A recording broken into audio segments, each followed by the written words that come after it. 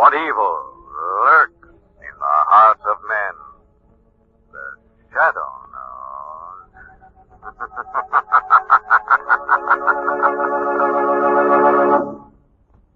Once again, your neighborhood blue coal dealer brings you the thrilling adventures of the Shadow, the hard and relentless fight of one man against the forces of evil.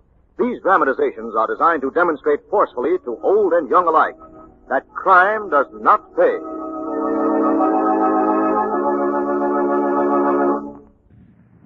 Government forecasts indicate that homeowners may face another winter of shortages of all types of fuel for home heating. You're fortunate if you heat with coal because you're liable to and you're able to store fuel. Call your blue coal dealer tomorrow and place your order so we can schedule early delivery. Make sure that you order the right size for your furnace. And if you're not sure what it should be, ask your blue coal dealer. He'll be glad to inspect your heat plant and may be able to make other recommendations, too, that will help you get more heat and to burn less fuel. Tomorrow, first thing, call the nearest blue coal dealer and ask him to schedule your supply of blue coal for early delivery.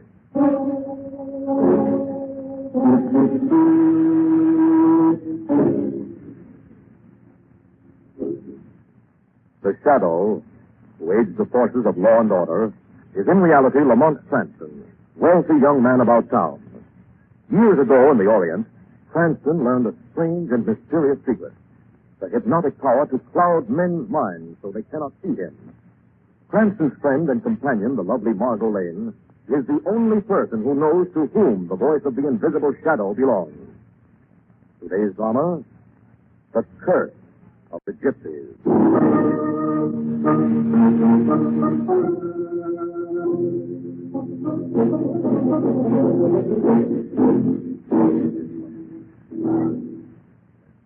For a dozen years, the old Stanfield mansion has been locked tight. Creepers have overgrown the walls. Dead branches scratch at the windows. And now, on a windswept night, 3 people, Elise King, the Stanfield heiress, her husband Stefan King, and a nurse are coming home. Stefan unlocks the door. And 3 walk into the long, deserted house. See, Elise, nothing here but dust sheets and the musty smell of an old house. No gypsy curses, no ghosts, no... Oh, I was just closing the door, Mrs. King. I'll light a candle. Let there be light, huh? And the terror will end. There. No. No, it's worse now. Shadows looming everywhere. Ah, you're overwrought, my darling, and tired. Get you to bed. Take my arm on the stairs. Stefan, whose room am I to sleep in? Your mother's. Where she was brought up. After that accident? No. No, I won't go up there. Control yourself, Elise. You conquer these fears. Realize they exist only in your mind. Stefan. What was that? I didn't hear anything. Came from Father's room. Mrs. King, please. Here it is again. It's Father. Still in there after all these years. Stop talking nonsense, Elise. Your father was given a decent burial. You saw him in the grave yourself. No, he's come back. Listen. You must hear that, Stefan. Oh, tell me you hear it. I hear a noise of some kind. Probably a tree outside the window. But we'll soon find out. Oh, no. Straight now. Opening the door to your father's room. I'll hold the candle up. Elise, what is it? A man. Hanging by the neck. Where? I don't see anything. Do you, nurse? No, Mr. King. I don't see anything.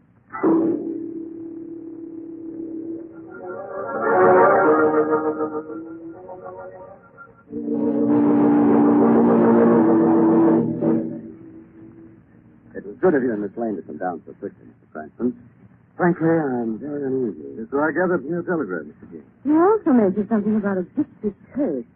It sounds extraordinary. It's even more sinister than you think, Miss Lane. It's already accounted for the lives of 2 people. My wife, father, and mother. Now, I'm afraid that Elisa's life is threatened. Suppose you start at the beginning. Now, that takes us back a good many years. When George Stanfield, Elisa's father, was a young man, he fell violently in love with a gypsy girl. Eventually, he tired of her. He cast her up to marry Elisa's mother. Oh, dear, romance went sour. Very sour, I'm afraid, Miss Lane. The gypsy girl became crazed with grief and took her own life. But not before she had put a curse on George Stanfield and his family. Curse? What was the nature of this malady? That all three of the Stanfields, father, mother, and daughter, should die by violent death, Mr. Cranston. How horrible. So far, it has worked out to the letter. Lisa's mother was killed in plain writing. And Elisa's father? Death by hanging in this very house. Apparently suicide. Yet he had no reason for doing away with himself. He left no suicide note. There was another suspicious circumstance surrounding each death. The Gypsies were encamped across the hills. The Gypsies? They make their winter headquarters here, Miss Oh. And they're back now. In that case, it seems a little strange you brought your wife back to this environment, Mr. King. I did it deliberately on good medical advice. I wanted to prove to Elise that there was no basis for neurotic fear to develop. At least, that's what I thought it would do. I see. And what's happened in the meantime? Well, the first night we arrived, she saw, or thought she saw, the body of a man hanging in her father's room. All in her mind, of course, But it wasn't all in my mind. Elise. There was somebody in that room. Alicia, please. I have proof now. I went back in that room. I forced myself to go back in. I was so sure of what I'd seen. You were very brave. Now, let me introduce our guests. Miss Lane and Mr. Cranston, my wife. How do you do? How do you do? So you found something in your father's room? Yes, Mr. Cranston. I picked this up from the floor. A brass earring. Goodness. It must have been lying there unnoticed ever since the house was locked up. I doubt it, Mr. King. It was tarnished in that time. You mean... It was rightly polished. Couldn't have been dropped there more than 4 days ago. Then somebody's been playing tricks on my wife. The Gypsies. We'll know more about that, Mrs. King, when Margo and I visited their camp. Come on, now. Well, it isn't much hope of finding the one gypsy with the missing earring. Perhaps. Unless we get help from the gypsy fortune teller.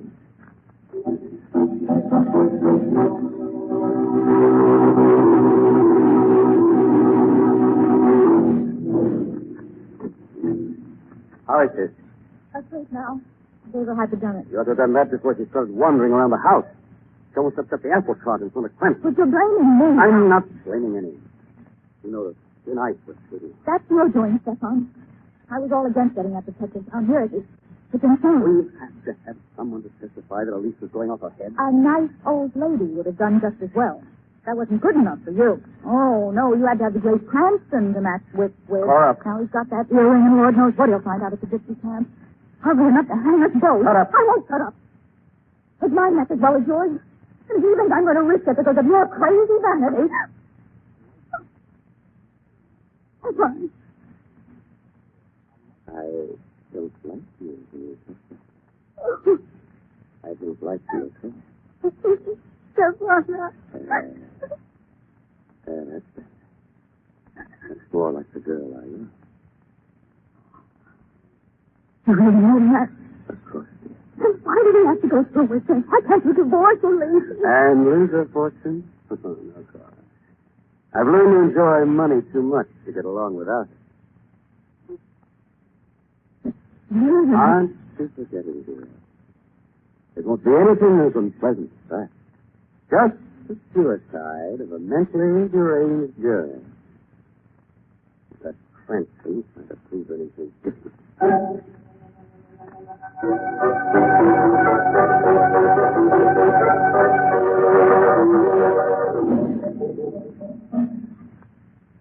So, you have found the gypsy earring, Mr. Cranston.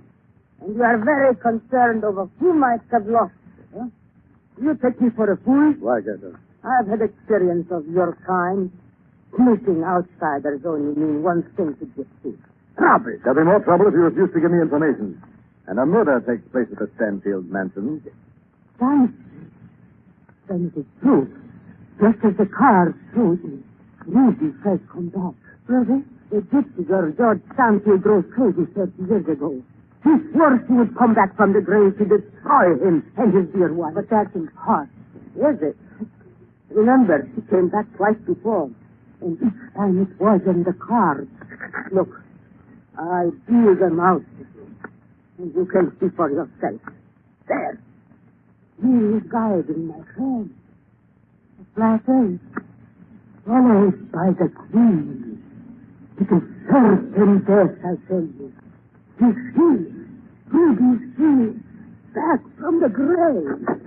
What? Take it easy, lady. You live longer. Come in, Grandino. I was hoping you would drop around. I got some extra special customers tonight. Miss Lane and Mr. Cranston, the detectives. You don't say. Any little murders you once solved, Mr. Cranston? Is that your specialty, Grandino? Sure. I know all about them because I commit them. Tuesday is my murder day. The rest of the week I'm drumming up the season. Which were you doing 4 nights ago in the old Stanfield mansion? Huh? I noticed your right ear is pierced. Here's the earring you left behind you. Why are you... And I've got a gun, which I think he sees. Take it easy, Mr. Cranston. Relax. Enjoy yourself. You live longer. I'm still waiting for my answer, Grandino. What were you doing at the Stanfield place? I have told you, Mr. Cranston, it was Ruby, the ghost of the poor I child. doubt a ghost could give me a window dresser. However, if Grandino has nothing to say, we'll take it up with the police. Come on, Margo. You're funny, Mr. Cranston. Very funny. Glad you think so. I usually play for the last laugh. Well, Lamont, They're both the mixed up in it. Was those the way Gerda suddenly changed character when I mentioned the Stanfield mansion? yes, I came a weird old fortune telling me. Why? My hunch is she was trying to protect someone. All right, darling, far enough. Into the shadow of this wagon. Then we're not going to the police? No, I just threatened that to put the pressure on Grandino. It's up to him to make the next move. Look, there he goes now. He's in Gerda's wagon. Yes. Apparently in a great hurry to get someplace. We're going to follow him, Margo, but be careful. Remember, he's got a knife. More than likely, he knows how to throw it.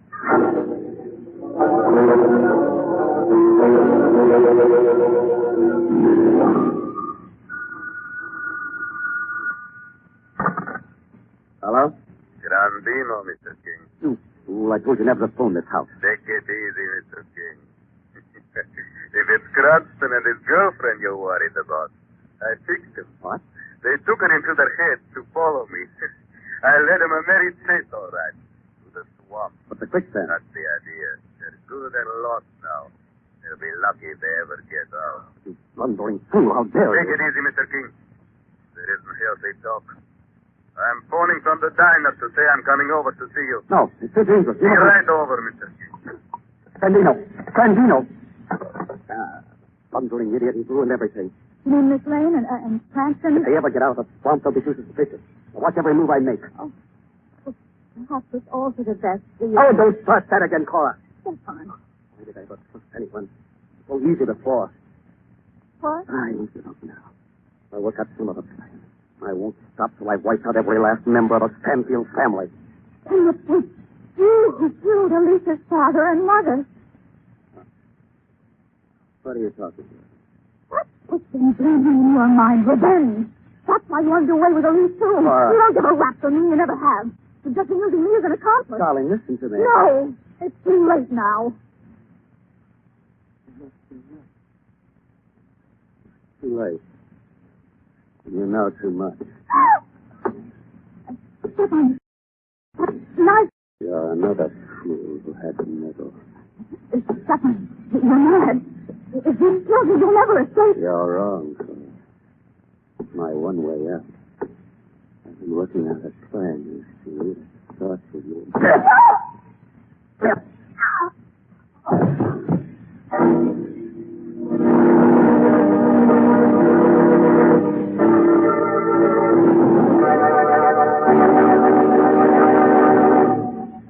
We will return to the shadow in just a moment. Folks, if you do not have a Blue Coal Temp Master automatic heat regulator on your furnace, you're missing plenty. You are missing the wonderful work-saving ease that automatic temperature control gives. The Temp Master eliminates every trip to the basement to adjust furnace dampers. And you're missing, too, the even, healthful, steady heat that only automatic temperature control can give. The Temp Master, with its electric eye thermostat, is on the job every minute all day long. It's far more sensitive to temperature changes than your body, and keeps your home exactly at the temperature you set on the upstairs thermostat. Yes, you're missing carefree heating comfort in your home if you do not have a Blue Coal Temp Master. And the Temp Master is so easy and so inexpensive to install. You really can't afford to be without one. Actual records prove that a Temp Master saves so much fuel it can easily pay for itself in a single winter. So tomorrow, call at your nearest Blue Coal dealer and ask him to demonstrate the Temp Master in your home. There is no charge or obligation. Your Blue Coal dealer is listed in the classified section of the telephone directory. Now, back to the shadow.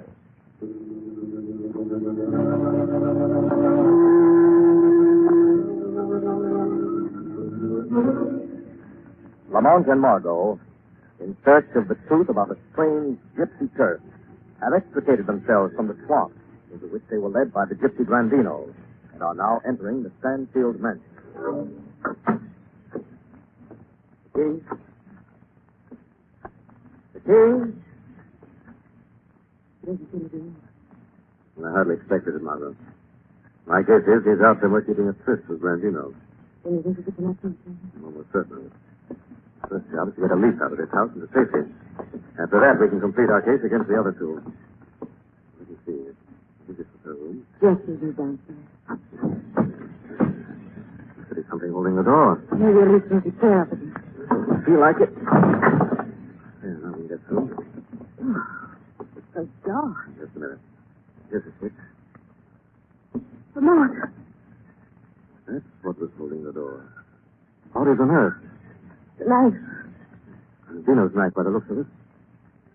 Look at the room all thrown up as if there'd been a struggle. Sandino must have come in for a lease and the nurse died descending her. Anyway, this is gone now. It's been carried out through this open window. Yes, there's dirt on the leg. Oh, come on, Margo. All we can do is follow. I'll go first. Careful, darling. I'll give you a hand down. Here I come. We'll try the garage first, see if the car is gone. If possible. What was that? Over there, it's Mr. King.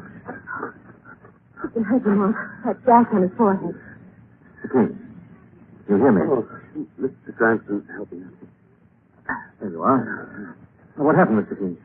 I heard a noise. I tried to not to investigate, but there's a scream from the lease's room. I ran up to the window and... I can't remember. A lease is gone. What? Oh, they've taken her. Easy, Mr. King. Margo and I are going after a lease now. Come on, darling. The Gypsies, Mr. Cranston. The Gypsies. Here now what happened. Whatever game Mr. King was playing with Grandino is backfired. Grandino must have kidnapped the lease, probably for ransom. Probably taken her back to the Gypsy camp. So, Margo, there's only one person who can tell us for sure. Gerda, the fortune teller. Gerda? Yes. She's going to get a visitor she didn't foresee in the car. The shadow.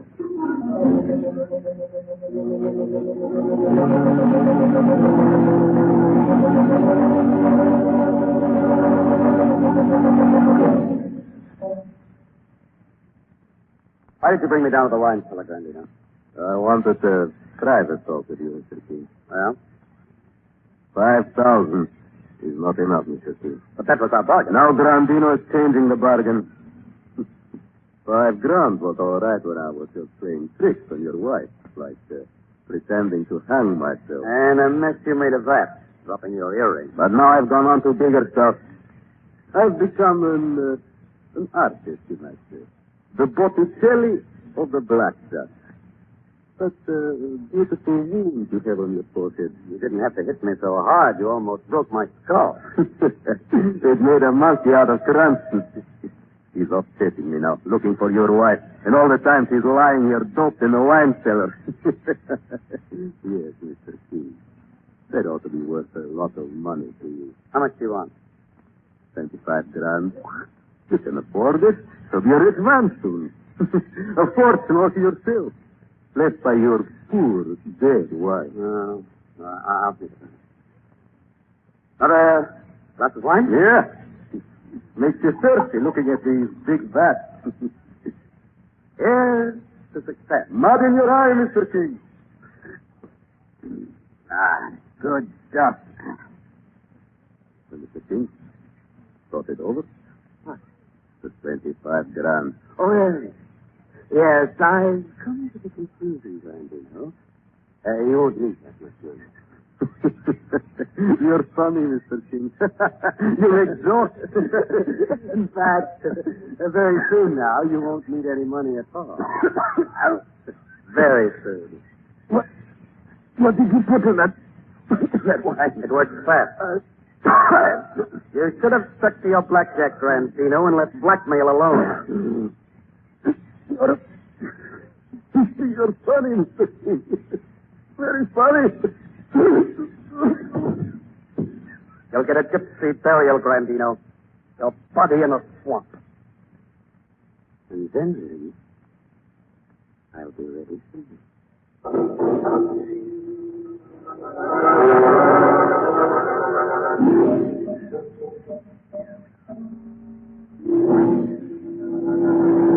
What's wrong with the cards? They pay me nothing. No faces come up on the numbers. Because your days are numbered, Getter. Who's there? This is the Shadow, Getter. I hear a voice from nowhere. Shadow is right here beside you. What do you want with me? Where is Elise King? I don't know. She was taken from the house. The husband was knocked unconscious. What's this one? What's that one? Where's this one? You seem very concerned about Mr. King, Getter. I believe I understand. I don't suppose you feel as affectionate toward Grandino? No, I always hated him. He was always snooping around my wagon, trying to find out things. What things? No. No lies, Getter. He was curious about my little boy, the child I adopted long ago. I see. So you raised an adopted child, Getter. That must have taken money. Where did you raise it? I had a rich admirer once. He was generous. I think I can guess his name. George Stanfield. But this locket around your neck should prove it. There. Shadow, you the bastard. Not till I've read the inscription. To my beloved Ruby. Shadow. So that's it. You're the crazy girl who was supposed to have died of heartbreak. The gypsy girl who cursed the Stanfield family. No. But you lived on to take your revenge. Didn't you, Gerda? Or should I call you Ruby? Listen to me. I haven't time for that now. Your son must be stopped before he commits his last crime. You will be too late. The last of the Stanfields must die tonight. The cards say so. But the shadow says no.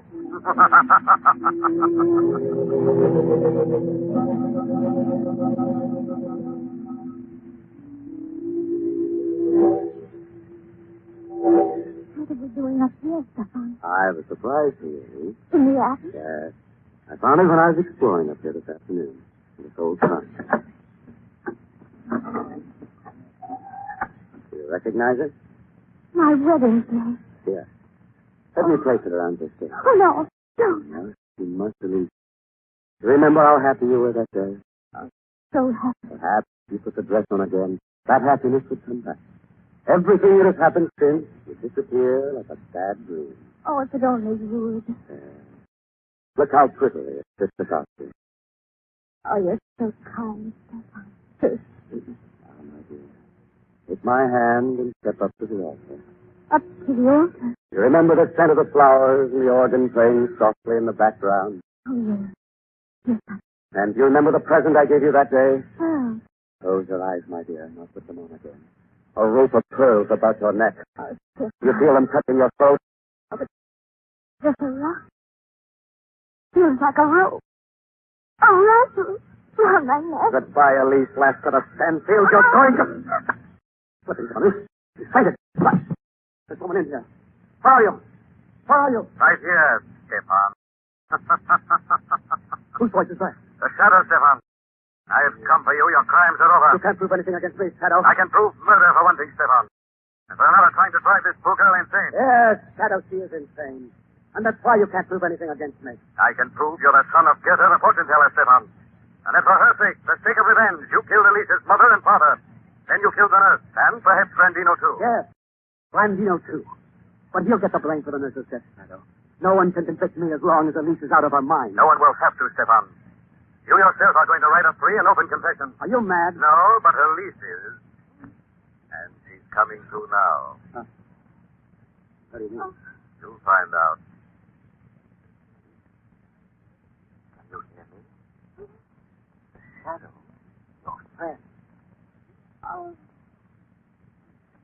Oh, there you are. The son I love. You didn't believe. I'm glad. Because now I can see you. I don't have a... You failed, Stefan, but I won't. Ready for a confession, Stefan? Don't say something, Stefan. You love me, remember? You're my husband. Free and open confession, Stefan? No! No, Stefan! No! I'll confess. I'll sign anything. Get her away. Alice! Alice! I had to do that. What have I done? What have I done? You barely aided justice to me. I don't understand. Perhaps that's just as well. Soon you'll be completely well again and will hardly remember the horror you suffered from a man named Stefan King. By then we'll have died in the electric chair.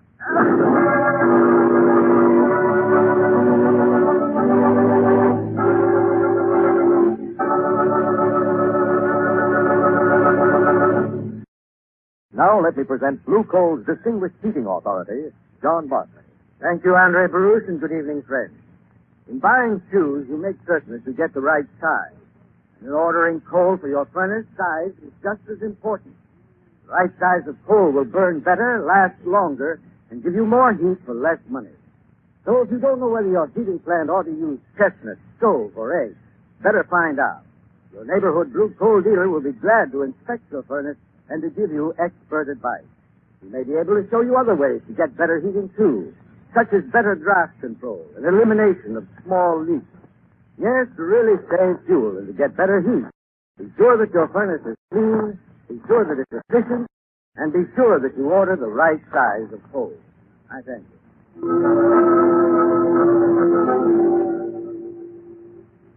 This story is copyrighted by Street and Smith Publications, Incorporated. The names, characters, places, and plot are fictitious. Any similarity to persons living or dead is purely coincidental.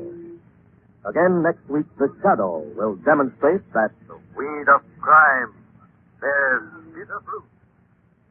Crime does not pay. The shadow knows.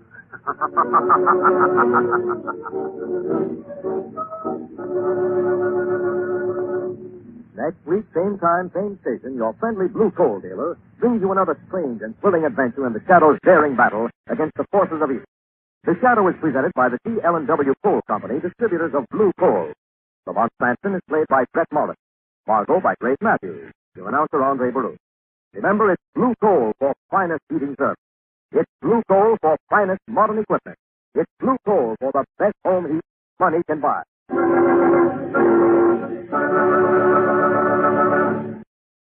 Friends, partially handicapped workers are often better workers.